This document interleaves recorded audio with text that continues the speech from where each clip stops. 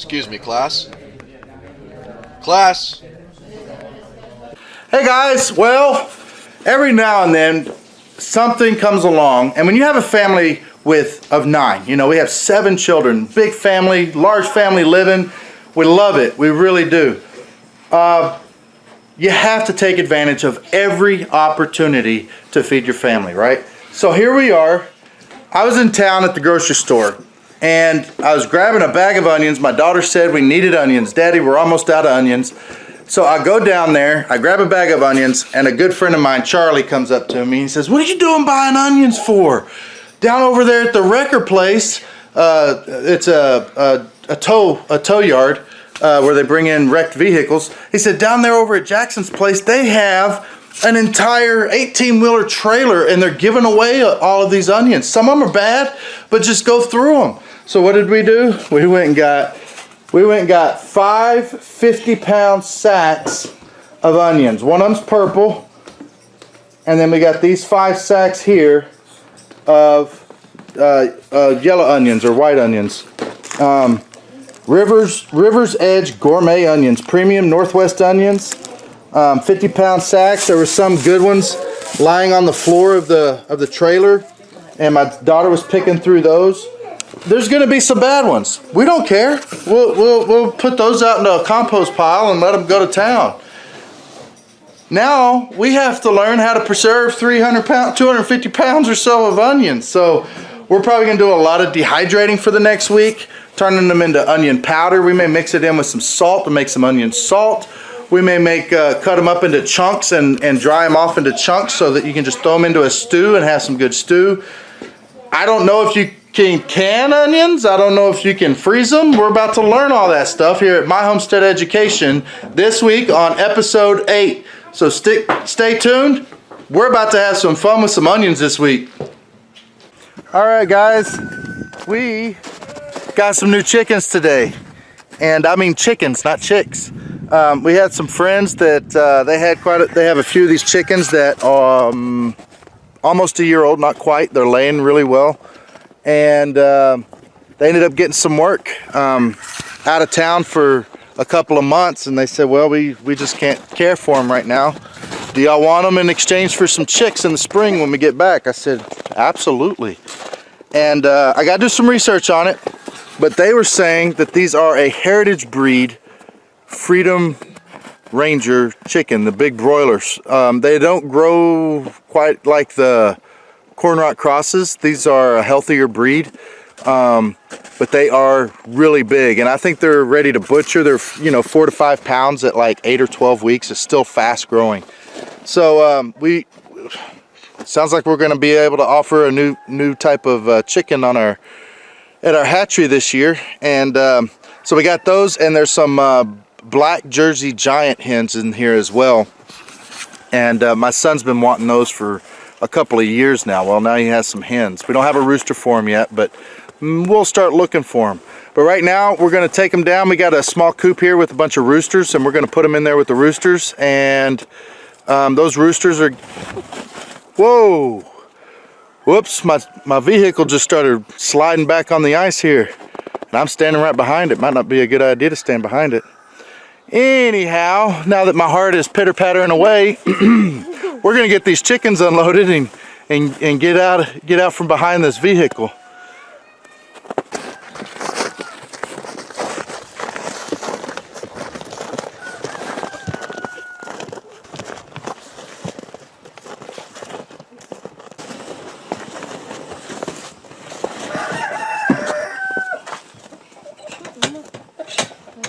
Come on.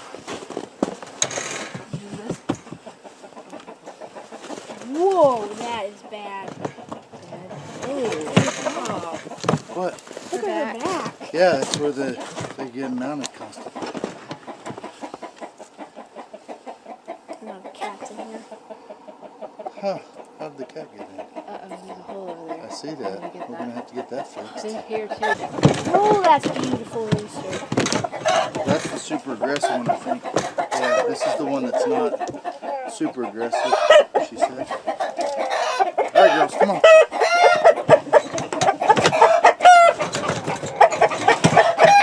Yeah, the aggressive one's Those black and white ones are about the same age. They're roosters that were hatched out about the same time. And they're gonna fight. We know that, but these black and white ones, they're gonna be going probably tomorrow or the next day. We're gonna come out and butcher them. All right, let's get the... Yeah. Does. There you go. Got our first egg already. Is that...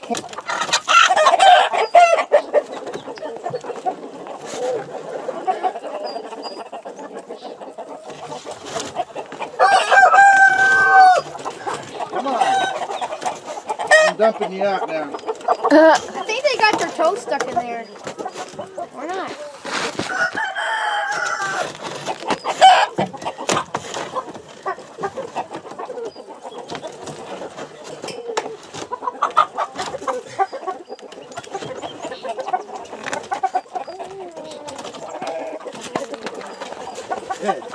I think it was 13 chickens total. We'll have to count them later on. If we're gonna breed the black Jersey Giants, we're gonna have to get us, of course, a black Jersey Giant rooster. They do lay a lot of eggs, and they do get giant. They get big. Not as big as these guys, though. What a big old boy. He's pretty. So anyhow, we'll be building more coops. We got possibly 2 more breeds for us to breed here. I thought that the Freedom Ranger was strictly a hybrid, that they would not reproduce the same. Well, our friends that got these got them from from a company, and they're saying that they are a heritage breed, which is very interesting. And they say they know people who breed these. Isn't that what she was saying? They know people who use these as their meat chickens, and they have a flock and they breed them. Anyhow, we will be trying it out. Hopefully we'll have Freedom Rangers to offer you through the Cock-a-Doodle-Doo hatchery. All right, now we got to go inside. We have 250, 300 pounds of onions that we have to process and figure out different ways we're gonna freeze them. We're gonna dehydrate them, and I'm trying to talk my wife into trying to can some. We've never canned it before, but we are gonna work on that. And I got a call, so it's a good time to cut out. See you guys in just a little bit inside. All right, Jamie, what are we doing? My husband brought home a lot of onions. So today, we're going to try not to cry. And we are cutting up all these onions, and we are going to prepare them so that they will last us for a while. So I have 1, 2, 3, 4, 5 kids cutting up onions. They're quartering them. And then I have the younger kids over here helping me put the big quarters in the food processor. And we are mincing them up into little bitty pieces, and then I have another kid over here helping me put the minced pieces onto wax paper on a dehydrator sheet. And we're going to dehydrate these onions, and we're going to save some of them for minced onions, and we're going to use the majority of them, we're going to make into onion powder, which I've never done before, but I'm really excited to try because I buy a lot of onion powder from the grocery store. So we're going to make a lot of onion powder.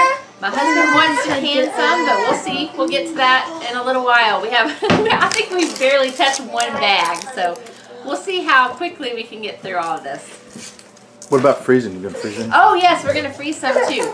I really am kind of excited about the freezer part, but I don't have very many freezer bags, so we'll see how far we can get with that. We use so many onions that if we can freeze most of these, it would be so helpful in food prep. Whenever we're trying to prepare meals and stuff, it would be so much faster if I could just go and grab a bag of frozen onions. But then we also have to think about the fact, what if something happened to our freezers? and we would lose all the onions that we've worked so hard and we've cried over to save. So we'll see. If we freeze a whole bunch of these onions, it's going to be taking up room that we're going to need for meat whenever we're refill our freezers. So we really have to be aware of how much freezer space we're taking up. So we're trying to be creative, and we're trying to think of all the different ways we can process these onions so we can use them for many months to come, because these kind of hauls don't happen very often. So whenever they do, you really need to take advantage of them, especially when you have a large family, and put back 6 months worth of onions. It sounds crazy, but you can do it, and it's very helpful down the road. Are you crying a little bit? Are we a little emotional about cutting up our friends the onions? No, Daddy, it hurts.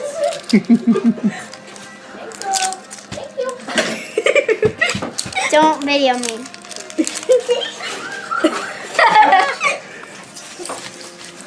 You tearing up a little bit?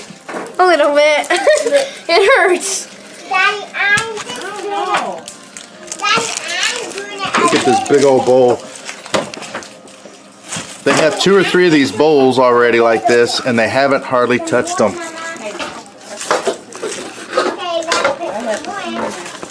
Hannah? No. How are we doing?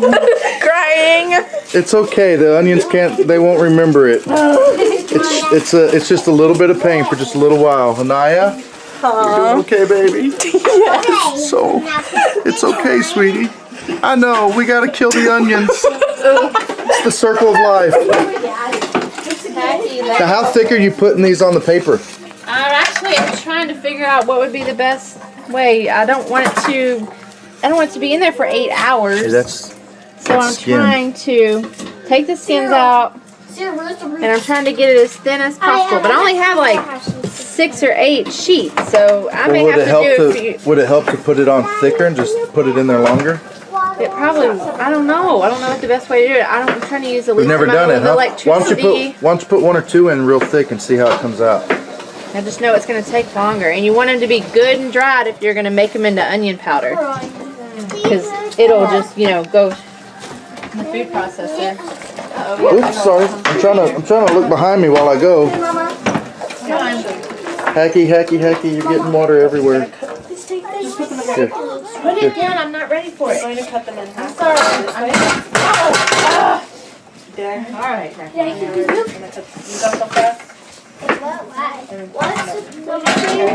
Okay. That is what makes it. Eva, you having a good time? Yeah. Abby, can you please move? Are you crying too? A little bit? Yes. It's an emotional day for us all. Okay, I actually learned from the last batch I can't fill it to the top because there's only 1 blade at the bottom. So we're going to just...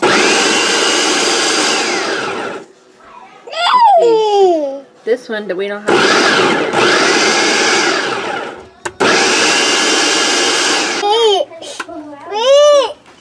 That's why it's split in half. Part of it. So that's one container? Because it Yeah. had sprouted. Ooh. Well, we are on our way to the big city. We got a very dear friend of ours who's having a surgery today, and we had told her when she first found out that she was going to need surgery a while back that we would take her to the hospital and she could stay with us. Now, because our roads look like this, she has chosen not to stay with us, but she still needs a ride. So, and my wife and one of my daughters and baby are gonna stay with her for a couple of days just to make sure she's all right. So anyhow, it's a beautiful day. Our driveway is just horrible, and our driveway is so slick. My wife was nearly in tears at the thought of driving. In fact, she said she didn't hardly sleep. She was nauseous all night, ready to throw up at the thought of driving this driveway. She's never really driven it much in the winter. In almost 10 years up here, she just doesn't drive. She's driven it 1 time, I think, maybe twice, with a lot of ice and snow on the drive, and it wasn't this bad. I mean, this is getting like, it looks like a Zamboni came up our driveway and just kind of leveled everything nice and smooth. So there's a lot of slipping and sliding. I'm not too worried about it. I've had to do it for a job at the mill I used to work at, and you know, I had to do it every day when it was like this. So I understand her angst, her anxiety about not wanting to do it. It's one of those things. Part of me wants to say, you know what? No, you're gonna do it. But I love her. I really do love her, and I hate seeing her sick like that. And so I'm gonna drive her to town and be with them all day long, and we're gonna go have ourselves a good old time as best we can. I'm sure our friend isn't gonna have a great time, especially when she gets out. So anyhow, see you guys. Hey guys, Jamie and I and our babies went to take a friend to the hospital to have surgery.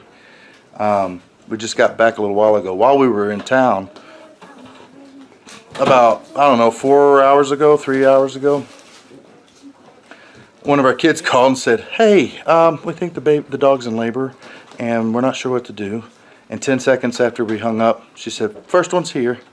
And these are so adorable. So she's a first-time mama. She's half Kelpie and half Pyrenees, and the dad is pure Pyrenees. And so these are 3/4 Pyrenees, and some of them just look amazing. In fact, they almost look like a Mastiff or something like that. They have a dark brown body or a light brown body with dark, almost black muzzles and ears. They're beautiful dogs. 2 solid white ones. Let's show it. And one that has brown with a white stripe. Just gorgeous. Let's show you here. There's Mama.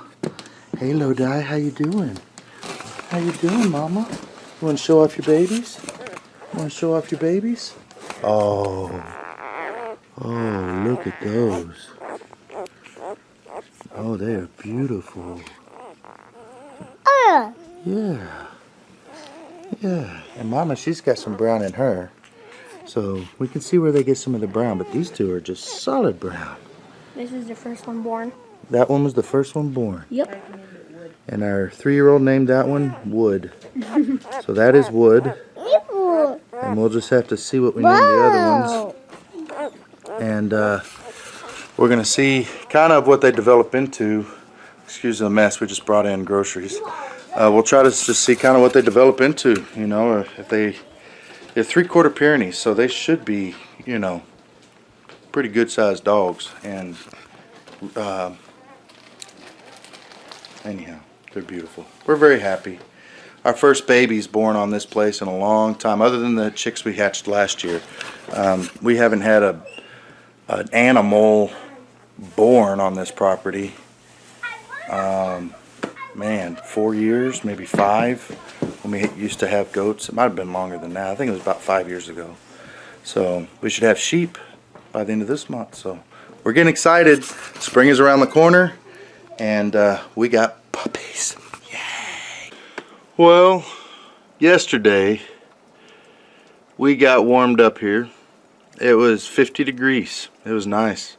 Felt great. Old man winter had left, and I had a spot on my driveway. It's a steep spot. I think I've talked about it before. And it was still like 1.5 to 2 inches of ice, slushy kind of thing. And I had the chains on, and I thought, you know what? I'm just going to tear it up. I tried going back up it. I was going to go up and down it 2 or 3 times and just let those chains tear up that ice. Couldn't even make it back up. Couldn't believe it. And last night it started raining, which is always good. That means it's going to melt that ice real quick. Then I woke up this morning to this. What in the world? And this is some thick, wet snow. Got 2.5, 3 inches. And it was blowing in pretty hard apparently. I mean, you can see, I mean, it's beautiful, but I've got driving this. Look at this. I mean, it is beautiful. And it's not even freezing right now, so it should be gone today, most of it. But I'm getting really tired of the snow. I really am. And here's, I don't know that I can recall looking out and seeing all of the snow on one side of a tree like this. So it was blowing in pretty hard last night. And anyway, Tired of the snow. Getting tired. Ready for spring. Well, my wife has been in town for a few days helping out a friend after surgery, and in the middle of that she got called out twice to go help deliver a baby. She works as a midwife's assistant and ultrasound technician for her, and it's been a long week. It's a very long week. And yesterday we got up I think it was almost 50 degrees yesterday. And the melt off was happening. It was happening. We were excited. And we woke up, I showed you earlier, we woke up to 4 inches of fresh snow, 3 or 4 inches of fresh snow. And with chains on, I can't get up, I can't get out of our driveway. So now my wife and my daughter are walking the mile plus uphill, up and down. We're one of the few driveways that you can actually say I walked up and downhill both ways. But we go down here and then up and then back down and then coming in, you know, the opposite coming back. But man, it's just nasty. Look at this. So it's just mud and ice and snow, and it is beyond nasty. And everything's starting to melt. Where the sun's getting to it. This morning, all of these trees, as you saw earlier, were just coated in 1 inch plus, maybe 2 inches of snow. All of it's gone, the whole valley. Now it's just a matter of letting it thaw out this ice and get rid of it, because I am getting tired of snow, and I got stuff I have to get done out here. I got a lot of stuff I got to get done with our hatchery. We have just launched our hatchery officially. We're hoping by early to mid April to start having our chicks hatch out. We weren't planning on shipping through the mail. I'm still trying to figure out everything concerning that, and you know, I don't know how much more I'm going to have to charge. I'm probably for sure going to have a minimum order. And most hatcheries have a small order fee of like $10 or something to help cover the shipping cost. I may end up having to do something like that. But I got to get our pullets. They're getting ready to start laying. We got to get them split up into different groups. We've brought in 2 new groups. As you saw earlier in the video, we have Freedom Rangers and Black Jersey Giants. Excuse me. And so that's going to be 2 more coops and runs that we got to build and get that all figured out.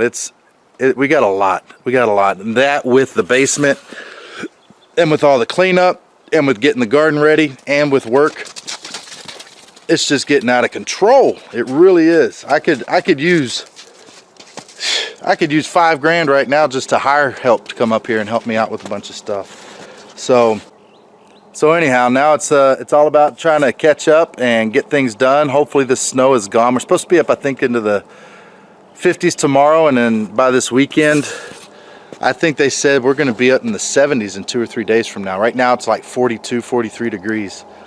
So we're going to warm up real quick. All this snow is going to be gone, and we'll have a lot of mud. And that's if we don't even get any rain. I got seed I got to throw out for grass. I got stuff I need to start getting in the ground, carrots and stuff for early spring gardens. We have so many things we're getting ready to do. So busy. Life of a homesteader, a farmer, never ends. You always got stuff to do. The hardest part to me is it's not like a job. You know, a job, you go to work and you know, okay, in 2 weeks or however often your job is set up for it, you know, you get a paycheck. And you go to work, you get a paycheck. And that's just as simple as that. And when you're out here, you work and you work and you work and you're hoping for a paycheck one day. You're hoping, you know, we're hoping that we get orders for the chick hatchery. We're hoping that we can sell some of our herbs and garlic and some of the different things that we're doing out here. We're hoping to make money on our sheep and grow that flock as we move along. There's a lot of hoping involved, and a lot of trusting in the Almighty involved whenever you are doing this kind of lifestyle. And it's not the easiest. It really isn't. It's easy to get caught up in worrying about money and getting anxiety about it, which doesn't help, because then, at least for me, worry and anxiety takes away from my focus on getting stuff done. So now I'm gonna, while it's nasty out, I got some wood in the basement. I'm gonna go in, just keep plugging away at that, and yeah, we're just waiting for my wife to get home and my daughter. They should be home probably in the next 30 minutes to an hour. I don't know. It'll take them at least half an hour to walk up this driveway. So. Okay. So my husband couldn't make it down the driveway to pick us up. So me and Anaya here are walking up the driveway. And I'm just now to the gate and I'm so tired. I may not make it home. Oh my goodness. This is terrible. It's all turning into slush. And he couldn't get up to our neighbor's house, so we may take 2 hours to get home, but we're doing it. To get home to my kids. I've been gone for a few days. My husband, I think he did well, but he's probably going crazy, so we are trying our best to get home. And I am very out of shape. It is very obvious. So, we'll do this. We'll make it. Hey guys, we are now over at Patreon, where we're going to have some exclusive content that we'll be putting over there. We'll be putting some videos on there. You'll find some of it on YouTube for public watch, but we'll be adding some extra content in there, showing you some more steps on how we get things done, a little bit of the behind the scenes. We're hoping to be able to do podcasts in the future, and we could really use our viewer support. And we're not wanting just to get money from people. We want to turn around and be able to give back to those people who help us out. We have discounts. We have a website that we're planning on coming out with, hopefully in the next 4 to 6 weeks. We have discounts on our website for different levels. We have discounts for chicks from our hatchery. We have dried goods and different things that we're going to be growing and harvesting right here on the property, on the homestead, in the wilderness, all over the place. We're going to be giving that to our patrons at different levels. We would even like to get to the point where we're sending out beef. I mean, it's a big level, but we would like to be able to send out half a beef every year. You know, over the course of 12 months, you'd get half a beef or more. Maybe a whole lamb. I mean, there's all kinds of things that we want to be able to provide. Almost like a CSA, community supported agriculture, kind of like that, but this time we're going to be doing it through Patreon. We will be limited sometimes on what we're going to be able to send through the mail, and really what we can send. I mean, any wine that we make, we can't send that through, but we can send dried elderberries and rose hips, and we can send you our spice racks and stuff that we'll be making, beehives, t-shirts, chicks, all kinds of things like that. So we are not looking just for free handouts. We plan on giving back to those who give to us. So check us out again. It's patreon.com/myhomesteadeducation. You can find the link in the description below. Well, it has been just over an hour, about an hour and 15 minutes since my darling wife was dropped off at the bottom of the hill, and now her and my daughter are just around the corner from making it home. Look how nasty this is. If it was like this the whole way, I could have gone and picked them up, but just over there, it's hard to tell, but that's our driveway right there, and it is solid ice. It is nasty. There's Mama.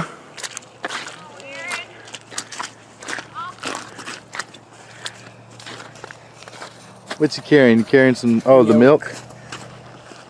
Hi, bub. Did you go and find Mama?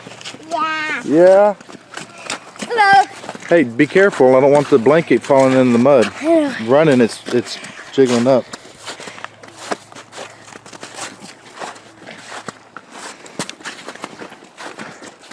Mama made it. Just took you about an hour and 15 minutes. Hey, I thought it was going to take me 2 hours. So I'm kind of happy with that. Good to see you. Hi, baby. Hi. And then I got to walk up the driveway again. You know, every single time we have to walk up the driveway, I'm always one of the ones who have to do it. I actually enjoy doing it. It's because you're one of them that gets to go do more things. I love walking up driveways. Daddy, I love walking up the driveway. Oh, good. You guys. Look at this sun. Wow. Right. Right. Walking up the driveway. Hopefully it'll melt the rest of this away. All right. Mama's home. We can be happy now. Well, Caleb and I had about an hour and a half or so to come out and start getting this area done. This is a 16 by 16 little barn that I built several years ago, and we're going to turn this into 4 individual coops for maybe 5. It could be 5. This area I'm standing in right here is we were thinking about putting the feed here, and that's still a possibility, or I may build off on the front a little lean-to where he can put some cans of feed. But right here is an upright, and that'll be one area. We're going to build in a door right here, and then from there over to here we have another one, and then of course then it goes across, and then that'll be, so we'll have a door, a door, a door, and a door. And our smallest coop is going to be about 4 by, was it 10 foot or 12 foot? 10 foot. So about 40 square feet is the smallest one. The next one is just over 4, because that was just poor planning on my part, but it'll be about 4.5 by 10. Then we're going to have one that's going to be 4 foot by 13. And it's going to come up to this middle piece here. I know it's hard to tell what I'm saying here. It's going to come right from this right here. It's going to go 4 feet that way, and then go all the way to that wall over there. And then the back wall, 4 foot all the way across, and then come up, and the door will be right here. So we'll have our largest flock, I think, will be in here. And outside of here, there's a big fence that goes around about 20 or so feet on the outside of this barn. And what we'll do is we'll build individual runs. So all the different breeds have their own outdoor runs that we can chuck compost and wood piles and whatnot, and they can get outside and have their daylight. And they'll have more than enough space, you know. So I don't think any of them are going to be overcrowded in here once we get them all divided up. And again, we may use this spot that Caleb and I are standing in right now as another one, because we did, I'm trying to remember, we had room for 4, 5, 6, 7, 8 breeds. And we have one type of breed. We have a sex link that we're going to be able to double up a purebred and a sex link in the same run. So we had 9 breeds total, and now we just got 2 more breeds. We have the Freedom Rangers and the Black Jersey Giants, right? We don't have a Black Jersey Giant rooster yet. Right now we're going to be breeding our Jersey Giants to a Freedom Ranger rooster, and we're just doing that just to see what we get. Both are very large breeds.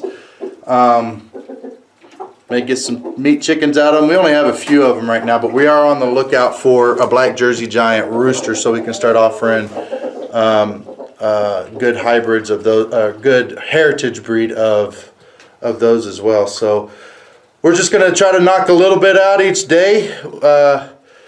Again, just getting so busy with other things and getting sidetracked and all of that, and with everything I got going on, I'm just trying to say, okay, you know what? We're going to get something done every day out here, and we're going to get something done every day in the basement, and then I'll have to do all my work and all of my sleep.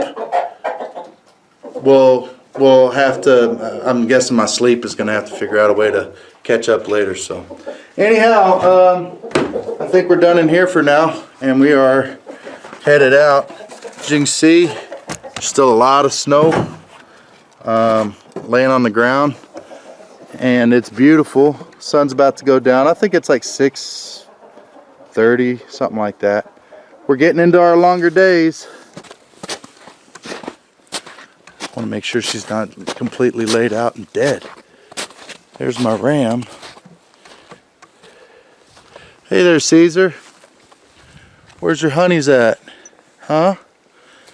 Where's your girls?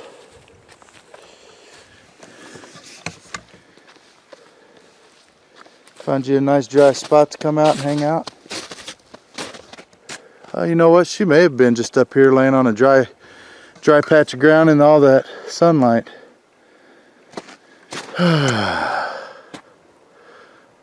Snow's getting off the roof. Look at that. Look at the sunlight up there.